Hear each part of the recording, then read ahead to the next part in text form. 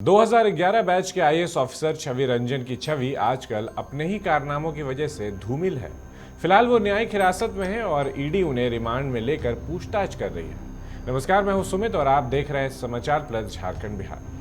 सेना की जमीन घोटाले मामले की गूंज तो अब पूरे देश भर में सुनाई दे रही है, लेकिन अभी भी इस मामले से जुड़े कई सारे ऐसे नाम हैं जिनके बारे में शायद आपको अभी तक नहीं पता है। क्या आप जानते हैं कि जयंत कर्नाड कौन है, या आपको ये पता है कि प्रदीप बागची का इस मामले से क्या लेना देना है, या फिर फर्जी कागजात बनाने वाला मास्टरमाइंड अली कौन है? तो चलिए आज हम एक एक करके इन सभी सुरमाओं से आपका परिचय करवाते हैं।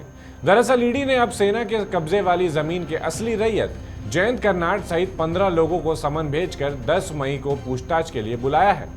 जिन लोगों को समन भेजा गया है उनमें जयंत कर्नाड से जमीन खरीदने वाले 13 लोग और नगर निगम के टैक्स कलेक्टर दिलीप शर्मा शामिल हैं। दरअसल इन सभी लोगों से सेना के कब्जे वाली जमीन की खरीद बिक्री से जुड़े तथ्यों पर पूछताछ होगी।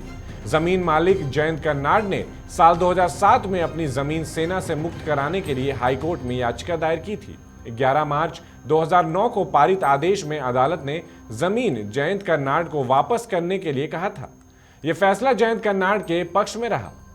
दरअसल जयंत कर्नाड ने साल 2019 में सेना की कब्जे वाली उक्त जमीन को 13 लोगों में बेच दिया था। इसके बाद फिर इसी जमीन को प्रदीप बागची ने भी जगतबंद टी स्टेट को बेच दिया था। बता दें कि रांची के पूर्व डीसी और सस्पेंडेड आईएएस छवि रंजन से कल पूछताछ में बड़ा खुलासा हुआ। सूत्रों से मिली जानकारी के मुताबिक आईएएस छवि रंजन जमीन के फर्जी रजिस्ट्री मामले में बिचौलियों के जरिए पैसा लेते थे। इस मामले में आरोपी विपिन सिंह ने ईडी को बताया कि छवि रंजन फर्जी कागजात बनाने वाले मास्टरमाइंड अफसर अली से सीधे संपर्क में थे।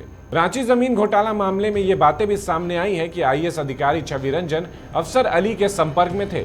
अली ने एक नहीं बल्कि कई जमीन के फर्जी कागजात बनाए हैं। इस बात की जानकारी छवि रंजन को थी। इन जमीनों को लेकर बिचौलिए के तौर पर विपिन सिंह ने डीसी छवि रंजन तक पैसे भी पहुंचाए थे। इस मामले में जब ईडी के अधिकारियों ने छवि रंजन से पूछा कि अफसर अली का तो ये कहना है कि अमित अग्रवाल और प्रेम प्रकाश की मौजूदगी में बतौर डीसी उन्होंने बड़गाई सीओ मनोज कुमार को बुलाकर सेना जमीन से जगतबंधु टी स्टेट को जमीन बेचने और प्रदीप बागची के पक्ष में सत्यापन रिपोर्ट देने को कहा था, लेकिन अपने जवाब में आईएएस छवि रंजन ने इससे साफ इनकार कर दिया। तो फिलहाल देखना होगा कि ईडी की कार्रवाई में और जो लगातार आईएएस छवि रंजन से पूछताछ चल रही है उसमें और कौन से राज सामने निकल करके आते हैं। आईएएस छवि रंजन और झारखंड के जितने भी भ्रष्ट अधिकारी हैं उन सब से जुड़ी खबरों के लिए आप बने रहिए समाचार प्लस झारखंड बिहार के साथ। नमस्कार।